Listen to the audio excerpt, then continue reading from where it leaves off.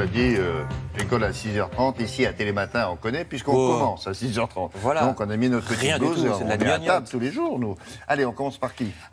Par plusieurs unes, parce qu'elles sont très diverses. Ce matin, vous allez voir les couvertures des principaux journaux. Le Parisien aujourd'hui en France nous parle des régimes, puisque c'est l'été. Alors si vous comptiez maigrir pour la plage, c'est trop tard. Fallait s'y prendre avant. Mais enfin, parler de régime, ça permet de remplir les pages des journaux. La Croix, juste à côté, nous parle du sommet européen et le Figaro du Brexit. Les Échos, en bas à droite, du salon aéronautique du Bourget.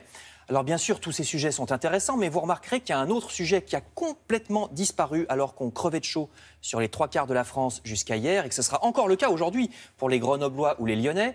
Il faut aller sur les sites internet pour trouver des articles qui prennent la mesure de la catastrophe. Voyez ce schéma dans Libération qui nous montre l'augmentation du nombre de journées de grosse chaleur. Vous voyez complètement à gauche, en moyenne, il faisait trop chaud 25 jours par an seulement dans les années 50-60, puis 88 jours par an dans les années 90, puis 129. Actuellement, il fait trop chaud 140 jours par an. 140 jours par an où la température est trop élevée en France. Donc, pour ceux qui prétendent que le réchauffement climatique, c'est une vue de l'esprit...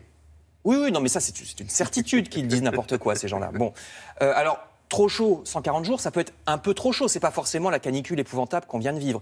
Mais c'est quasiment la moitié de l'année. Et vraiment, on a l'impression qu'on n'a pas pris la mesure du problème. Rendez-vous compte que les conducteurs de tram de Nantes ont dû batailler pour simplement pouvoir mettre des Bermudas. Rappelez-vous comme on a souffert quand on n'avait pas la clim ces derniers jours.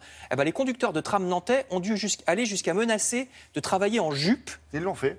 Pour qu'on leur autorise. Oui, ils l'ont fait. Voilà, pour qu'on leur autorise. On a les images, on les a passées hier, on les voit en jupe. C'est vrai que ça aère. Oui, non, mais c'est quand même fou de devoir aller jusque-là pour que la direction cède.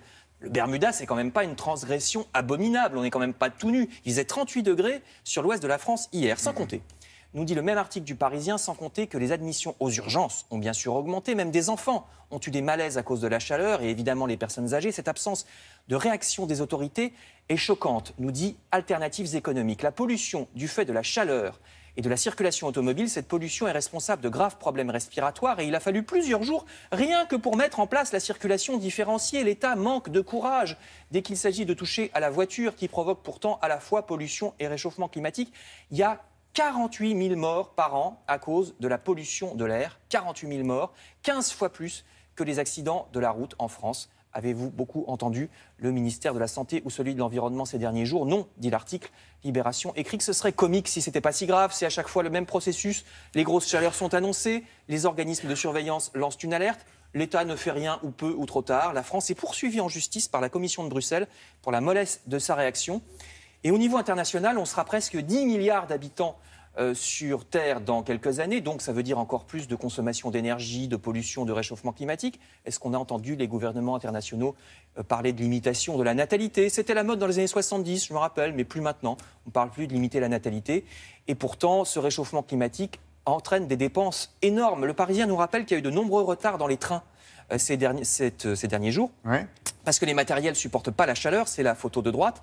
À cause du réchauffement combiné aux produits chimiques, il y a aussi la disparition des abeilles. Vous voyez cette phrase à gauche. 30% de mortalité dans les ruches, mais quelle filière agricole supporterait une telle mortalité? Ça fait pourtant des années qu'on le sait, le coût des abeilles. Et puis, évidemment, il y aura aussi des morts humains.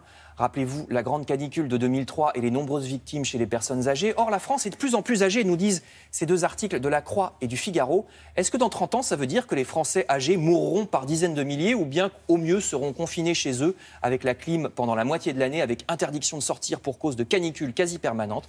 Rendez-vous au prochain épisode de Chaleur pour voir si enfin les gouvernants auront décidé de commencer tout doucement à faire quelque chose. Merci beaucoup.